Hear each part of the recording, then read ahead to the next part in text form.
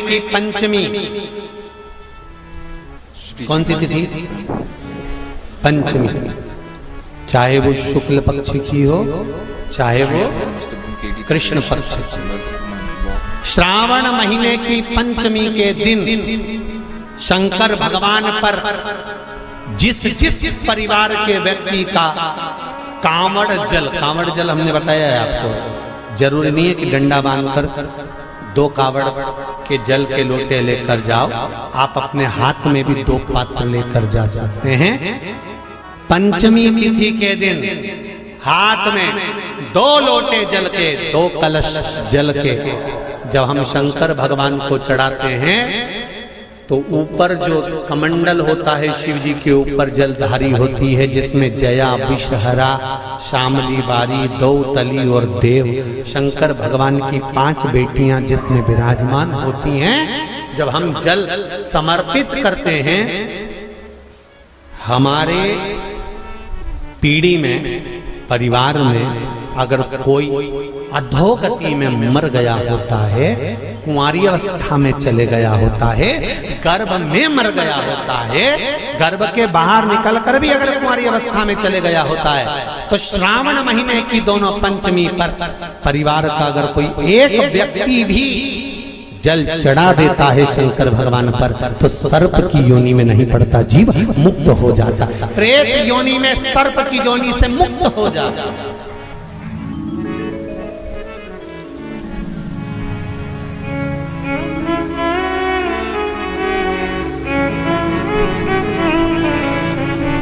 महाराज, हमारे यहाँ सांपों की पूजन कौन से दिन होती है, कौन सी तिथि में करते हैं? जम के बोलो जरा। नाग पंचमी। नाग पंचमी का मतलब क्या है? सांपों की पूजन करो। नाग पंचमी का मतलब होता है शंकर जी के मंदिर में जाकर 1 लोटा जल समर्पित कर दो। उसका कारण क्या है कि हमारे परिवार में, हमारे कुटुंब में कोई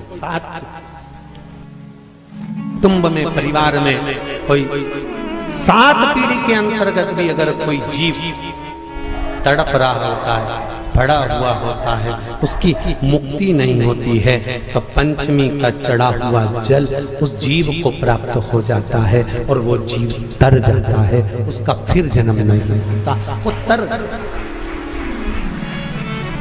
इसको मुक्तता का,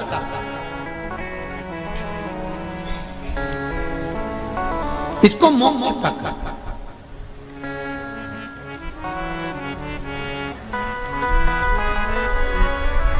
ये मुक्ति, ये मोक्ष, इसी को कहेंगे कि ये मुक्तता।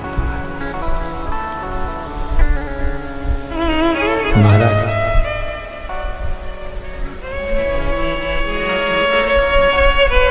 चाहे नाग पंचमी हो, चाहे श्रावण महीने की शुक्ल पक्ष की, चाहे कृष्ण पक्ष की पंचमी हो, और समझ लो अच्छे से, श्रावण महीने की पंचमी के दिन देवाधिदेव महादेव पर चढ़ाई गई शमी पत्र आस्तिक मुनि का नाम लेकर, कौन से मुनि? आस्तिक मुनि का नाम लेकर शमी पत्र को वापस उठाकर उसको अपने दरवाजे की चौखट पर कहीं पर भी या द्वार पर कहीं पर भी एक ओर रख देने पर घर के अंदर, बगीचे के अंदर सर्प प्रवेश नहीं करता। ध्यान रखिए, सर्प प्रवेश नहीं करेगा। शमी पत्र समर्पित करने पर, उस शमी पत्र को आस्तिक मुनि का स्मरण करने पर, कौन से मुनि हैं?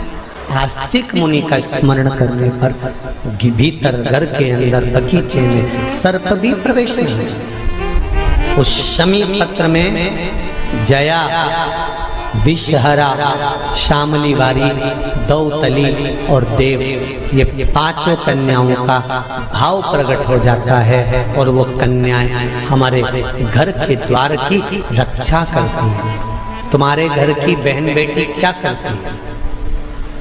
तुम्हारे घर की बहन बेटियां क्या करती हैं? घर में बहन बेटी आती हैं तो बद्दुआ देकर नहीं जाती। घर में कन्याएं रहती हैं, बद्दुआ नहीं देती। घर की बेटियां जब दरवाजा छोड़कर शादी कर वाले दिन, विदाई के दिन अगर जाती भी हैं तो बेटियां हाथ में धान भरकर फेंक कर जाती हैं कि मेरा मायका खूब फले फूले आगे बढ़े। छापे लगाकर चली जाती हैं कि हमने हमारी जीवन की सारी दौलत, जीवन का सारा सुख अपने मायके में दे दिया है। वो बेटियां तो जया, विषहरा, शामली बारी, दौतली, देव, ये उस घर में निवास करती हैं जिससे ये पंचमी, कौन सी तिथि? पंचमी, चाहे वो शुक्ल पक्ष की हो चाहे वो कृष्ण पक्ष की, श्रावण महीने की पंचमी के दिन शंकर भगवान पर जिस परिवार के व्यक्ति का कांवड़ जल हमने बताया है आपको, जरूरी नहीं है कि डंडा बांधकर 2 कावड़ के जल के लोटे लेकर जाओ, आप अपने हाथ में भी 2 पात्र लेकर जा सकते हैं। पंचमी तिथि के दिन हाथ में 2 लोटे जल के, 2 कलश जल के जब हम शंकर भगवान को चढ़ाते हैं तो ऊपर जो कमंडल होता है शिव जी के ऊपर जलधारी होती है, जिसमें जया, विषहरा, शामली बारी, दौतली और देव, शंकर भगवान की 5 बेटियां जिसमें विराजमान होती हैं। जब हम जल समर्पित करते हैं, हमारे पीढ़ी में, परिवार में अगर कोई अधोगति में मर गया होता है, कुंवारी अवस्था में चले गया होता है, गर्भ में मर गया होता है, गर्भ के बाहर निकल कर भी अगर कुंवारी अवस्था में चले गया होता है, तो श्रावण महीने की दोनों पंचमी पर परिवार का अगर कोई एक व्यक्ति भी जल चढ़ा देता है शंकर भगवान पर, तो सर्प की योनि में नहीं पड़ता, जीव मुक्त हो जाता, प्रेत योनि में सर्प की योनि से मुक्त हो जाता।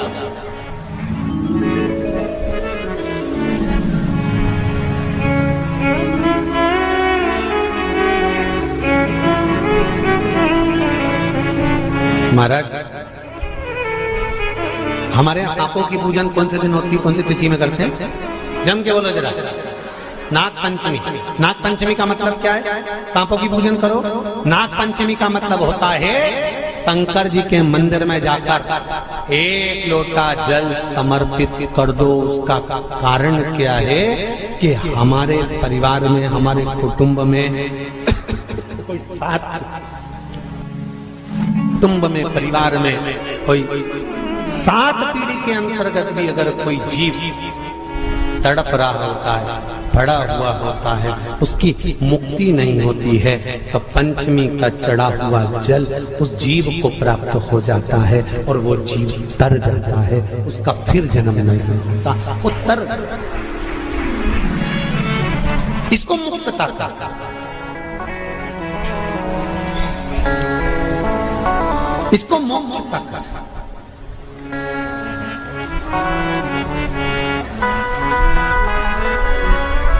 ये मोक्ष, इसी को कहेंगे कि ये मुक्तता है।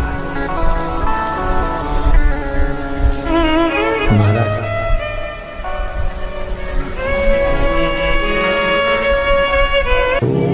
चाहे नाग पंचमी हो, चाहे श्रावण महीने की शुक्ल पक्ष की, चाहे कृष्ण पक्ष की पंचमी हो, और समझ लो अच्छे से, श्रावण महीने की पंचमी के दिन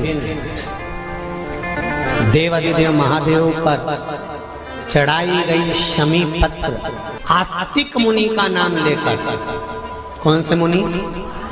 आस्तिक मुनि का नाम लेकर शमी पत्र को वापस उठाकर उसको अपने दरवाजे की चौखट पर कहीं पर भी या द्वार पर कहीं पर भी एक ओर रख देने पर घर के अंदर, बगीचे के अंदर सर्प प्रवेश नहीं करता।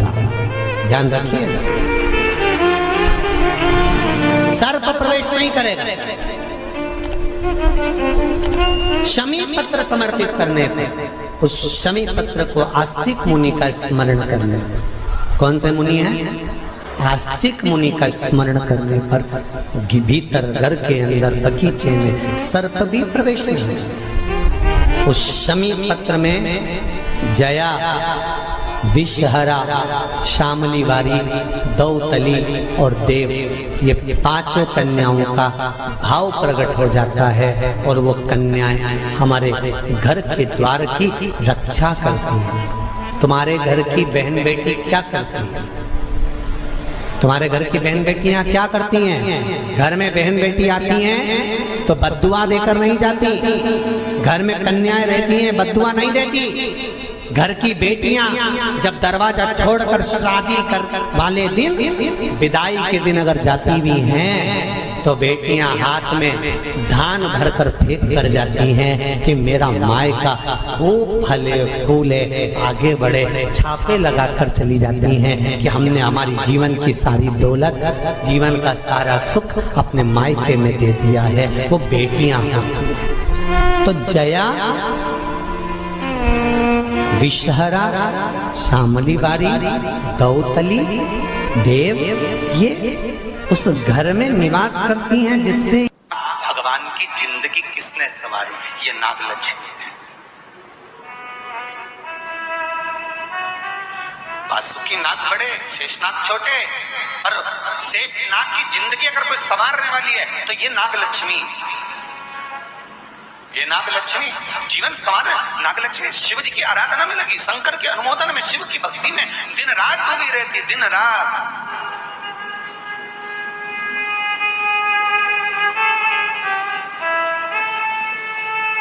कितना सुंदर संवाद है।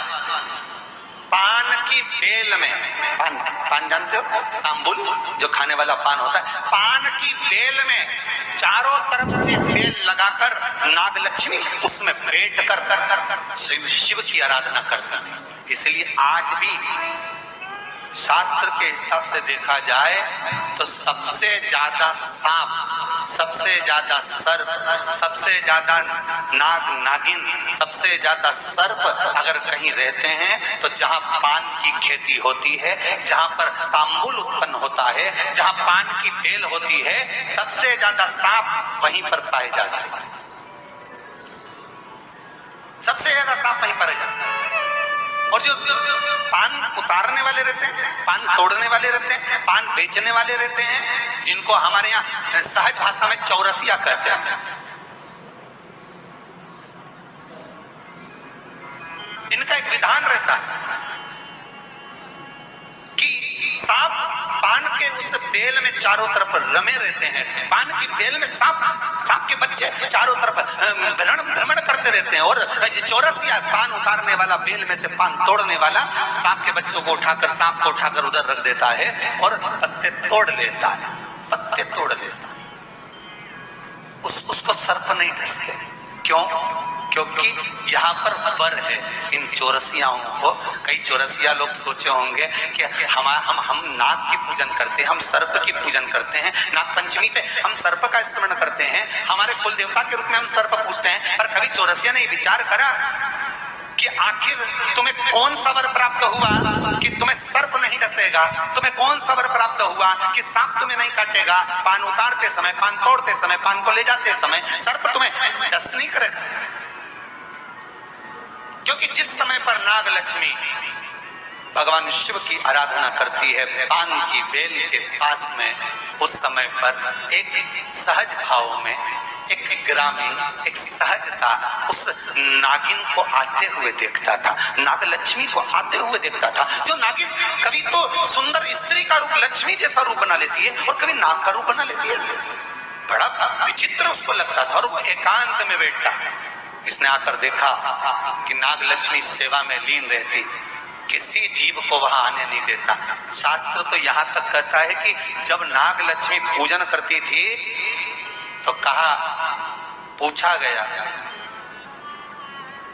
ये कोई जीव इसके पास में ना आए तो इसको बचाता था वो। एक दिन नागलक्ष्मी जब बड़ी हो गई देख लिया उसने। इस ग्रामीण को, इस मानव को जब देखा जो चारों तरफ से किसी ना किसी रूप में नाग लक्ष्मी को रसला कर देता है, प्रदान करता रहता है, कुछ ना कुछ तत्व देता रहता है। कितना सुंदर संवाद है महाराज। नाग लक्ष्मी जब पूजन करने शंकर जी की बैठती थी तो ये जो हमारे हिंदू धर्म में ऐसा भाव कहते हैं, शंकर जी के अभिषेक में गन्ने का रस, अनार का रस, मौसम्बी का रस, ये जो अभिषेक कराते हैं ना ब्राह्मण जन, तो ये कहते हैं ये रस चढ़ाइए, इस रस से भगवान का अभिषेक करना है। गन्ने का रस से, इस रस से शिव का अभिषेक करना।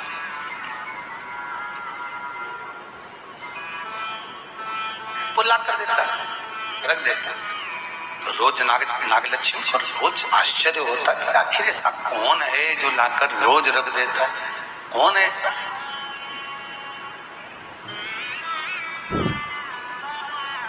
कौन ऐसा? आज नागलक्ष्मी ने उस जीव को देख लिया, उस मनुष्य को देख लिया, तो चारों ओर से मेरी रक्षा करता, रस को लाकर शिव के लिए देता है। मैं तुझे वर देती हूं, तेरे वंश के अंदर कभी सर्प का डस नहीं होगा। तूने मेरी सेवा करी, शिव तुझे फल प्रदान करेंगे। वो चारों ओर से रक्षा कर कर रस ला कर देता था, इसलिए उसका नाम का संबोधन में भी चौरसिया जोड़ा गया। चौरसिया, चारों ओर से चौकसी कर कर जो रस ला कर प्रदान कर दो, उसके नाम में भी संबोधन है। Please like, share and subscribe channel. इसे प्रतिदिन अगर बेलपत्र खाओगे शंकर जी के मंदिर की तो मुख में जीवान छार छार हो जाती है। बोलो सही है कि गलत है? प्रतिदिन बेलपत्र खाओगे शंकर मंदिर की तो मुख में कई बार छाले भी पड़ जाते हैं। सत्य है कि गलत है? शिव महापुराण की कथा कहती है अति सर्वस्व वर्जते। आपको अगर बेलपत्र खाना है हफ्ते में 2 खाओ, हफ्ते में 3 खाओ। मुंह में अगर छार छार हो रहा है, छाले पड़ रहे हैं, तो बेलपत्र को, शिव जी की चढ़ी हुई बेलपत्र को सुखाकर चूरा बनाकर इतनी सी चुटकी भर खा लिए, पानी पी लिए। लीवर गड़बड़ हो गया है, डायलिसिस चल रहा है, किडनी गड़बड़ हो गई है, डॉक्टर बोल रहा है कि डायलिसिस करवाना पड़ेगा, तो बेलपत्री के पीछे की जो डांट होती है जिसको आप लोग तोड़ के फेंक देते हैं, तो बेलपत्री के पीछे की जो डांट है ये ब्रह्मा, विष्णु, महेश। समझ आ रहा है आप लोगों को? बीच में जो डंडी दिख रही है आपको, इसके बीच में बड़ी पत्ती और 2 पत्ती के बीच में जो खाली जगह है, ये खाली जो डंडी है, इसमें 33 कोटि देवी देवताओं का स्थान होता है। इसका स्थान है 33 कोटि देवी देवता। इसलिए बेलपत्र चढ़ाते समय बेलपत्र को इस जगह से पकड़कर समर्पित किया जाता है कि 33 कोटि देवी देवताओं का स्पर्श कर कर, ब्रह्मा विष्णु महेश का स्पर्श कर कर चढ़ाया जाता है। बेलपत्री के नीचे की जो डंडी होती है, ये 2 पत्ती से लेकर नीचे का जो भाग होता है, ये स्कंद पुराण कहती है इसमें 64 योगिनियां और मेरी माता पार्वती का संपूर्ण जितनी शक्तियां हैं वो सारी शक्तियां इस डंडी के अंदर विराजमान होती हैं। इस डंडी के पीछे गोखरू होता है जिसको माताएं तोड़ देती हैं। वो जो टूटा हुआ गोखरू रहता है उसमें भगवान शंकर के प्रत्येक गण का भाव रहता है। इनका काम क्या रहता है? जब शरीर में किसी व्यक्ति के जीवन में जब दुख, तकलीफ या रोग बढ़ता है तो वो गोखरू जो नीचे का रहता है, वो टूटा हुआ गोखरू अशोक सुंदरी वाली जगह पर चढ़ाकर हफ्ते में 2 बार उसको चबा चबा कर खा लिया जाए तो डायलिसिस की जरूरत नहीं पड़ती, डायलिसिस छूट जाता है, लीवर और किडनी काम करना प्रारंभ कर देते हैं। और अच्छे से सुन लेना, अभी की अभी घर जाकर शुगर की जांच करना, शुगर कितनी भी हाई जा रही होगी, बेलपत्री के नीचे का गोखरू टूटा हुआ अशोक सुंदरी पर चढ़ाकर खाकर 5 से 7 मिनट मुंह में रख लीजिए और उसके बाद शुगर की जांच कर लीजिए, शुगर लेवल मिलना प्रारंभ हो जाएगा। बेलपत्री का जो सुख है वो जीवन का आनंद देने, साधारण नहीं है बेलपत्र।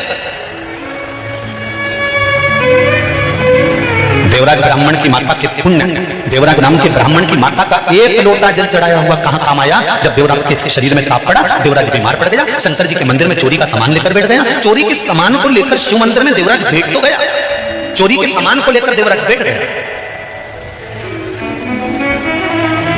थोड़ी थोड़ी देर में हर हर महादेव कहा, देवराज को गुस्सा है, मेरे शरीर में तपन हो रही है, मेरा सिर दर्द हो रहा है, मेरे शरीर में कष्ट हो रहा है, और ये हर हर महादेव कहने में लगा हुआ है।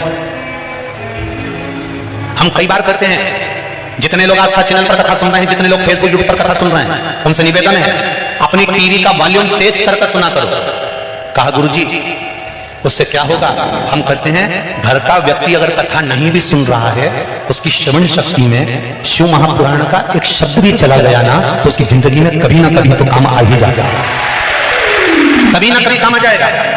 जब घर में पैसे की कमी आती है, जब घर में धन की कमी आती है, पैसा नहीं रहता है, सारा की सारा पैसा कहीं चले जाता है, तब मेरी घर की जो माताएं होती हैं ना, पति इनके पास जाकर अगर धीरे से कह दे, छोरा धीरे से कह दे, माँ बहुत घाटा लग गया है, पैसा नहीं है, तो माँ तुरंत कहती है काय को घबराए छोरा, काय घबराए, और माँ अंदर जाए और माँ ने एक डब्बे में थोड़ा सा पैसा छुपा कर रखा था, वो निकाल कर लाके दे देती है। वो माँ, वो पिता अपने बच्चों को दुखी नहीं देख सकते, माता पिता अपने बच्चों को दुखी नहीं देख सकते। उसी तरह तुम्हारा किया गया भजन, तुम्हारा किया गया कीर्तन, अगर वॉल्यूम तेज कर कर भी तुम शिव महापुराण की कथा सुन रहे हो, तो तुम्हारे कानों में अगर कुछ चले गया है, तो याद रखना तुम्हारी श्रवण शक्ति में अगर थोड़ी सी भी शिव महापुराण की कथा चली गई है, जहां तक इस शिव महापुराण की आवाज जा रही है, वहां तक अगर शंकर की कथा तुम्हारे कानों तक जा रही है, तुम भले शंकर को मानो मत मानो, तुम शिव के मंदिर में जाओ मत जाओ, तुम नर्मदा जी नहाओ मत नहाओ, तुम शंकर के मंदिर में जाके एक लोटा पानी चढ़ाओ मत चढ़ाओ, पर तुम्हारे कानों में अगर शिव महापुराण की कथा का एक शब्द भी पहुंच गया है, तो ये शब्द जब जैसे पैसा खत्म हो जाता है तो मां निकाल कर दे देती है। तुम्हारी सुनी हुई कथा जिस दिन तुम्हारे जीवन में दुख सामने आकर खड़ा हो जाएगा, उस दिन माता पिता देवाधिदेव महादेव और माता पार्वती तुम्हारे जीवन का सुख प्रदान करेंगे। तुमने श्रवण करा ना करा, तुमने लिया ना लिया, तुमने ग्रहण करा ना, subscribe to my YouTube channel KD the great art. Shri Shivay नमस्ते। कई लोग कहते हैं महाराज जी इतने सारे लोग